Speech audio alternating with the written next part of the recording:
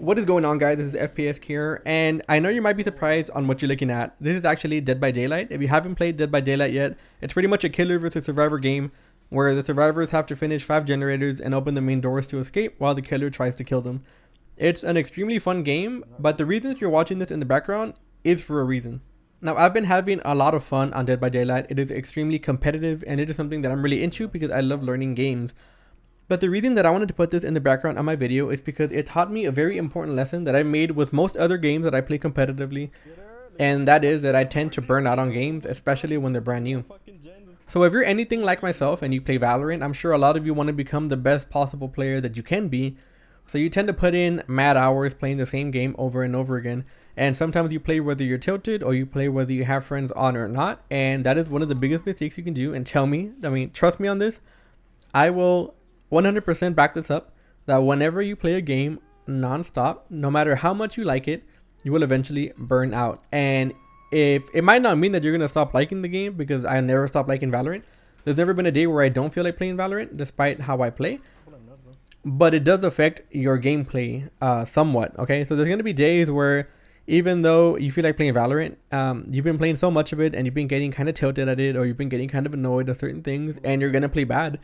And these are things that you do have to take into consideration when trying to progress as a player, because even though you might have the heart and the determination to keep on playing and keep on pushing and grinding through the little wall that you hit, sometimes it's honestly easier and maybe even faster to try a different game and maybe even play a different game with friends.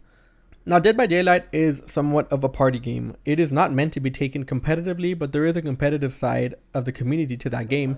And I've been enjoying it. I've been enjoying it a lot. If you've been on the streams lately, I'm sure a lot of you have noticed that I've been playing a lot of Dead by Daylight. I'll play Valorant for a little while. I'll play Valorant for like 2 hours, and then I'll hop on Dead by Daylight, and I'll play Killer, or I'll play Survivor if my friends are on.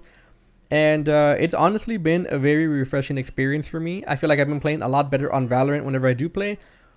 And you also got to make sure that you can't stop having fun with the game you play. Okay, nobody ever wants to play Valorant with me, and I'm not trying to make anybody feel bad or anything, but like, I solo queue most of my games, or sometimes I duo queue when one of my friends gets on, but for the most part I do solo queue. And while I don't get really tilted at the game, I'm not one to get very tilted at any game. It is very, what's the word for it? It is very stressful sometimes, because sometimes the random that you get are just not really there to help you, or sometimes you go up against a team where even though you and the randoms are playing pretty good, the team that you're up against just has better communication and better synergy, so you end up losing the game. And this is part of Valorant. There's no avoiding it. There's no way that you can get around this, you know. It's going to happen with any game you play, any game that you try to grind on. But I do feel like I have been playing better now that I've been getting more of a break from Valorant and playing other games. Not only that, but I've actually been playing a killer on Dead by Daylight that actually throws hatchets. Now, most of these killers don't do any damage from far, but this one does. This one is one of the only killers that can actually throw something. That way they can damage you from far away and not just from, you know, giving you a good old whack. So I've been actually pushing a lot of my Valorant aim onto this character, and the people in this game move kind of the same speed at Valorant. So it's kind of been a lot easier for me to adapt to this game, at least for this killer in particular. But we actually reached one of the top ranks for killer already, even though we've only been playing this game for about, 20 to 25 days. So I'm pretty proud of that. But yes, this is a big lesson that you all have to learn. It doesn't matter what game you play. It doesn't matter what, who you play with. A lot of the times, grinding too much of a game is going to hurt you in the long run. And it might even stun your progression if it does get to that point. Anyways, guys, I'm going to let the rest of this run. If I didn't edit it out, I'm going to let the rest of this game run if you do want to watch it. But I might just edit it out so it ends whenever my talking ends. But if you guys do want to see more Dead by Daylight by any chance, I don't know if you guys do. I know most of you are here for Valorant. And, Valorant's going to be the main game. I'm never going to stop playing Valorant. Maybe like in 5 or 10 years I can move on. But for now, it's going to be nothing but Valorant. But if you guys do want the occasional Dead by Daylight game in the background, maybe while I talk over certain issues or certain things, maybe just as background, let me know. Because I do enjoy playing Killer also. I enjoy, pretty much talking in the background and giving my explanation on what I'm going to do, my thought process as Killer. So I would also enjoy that.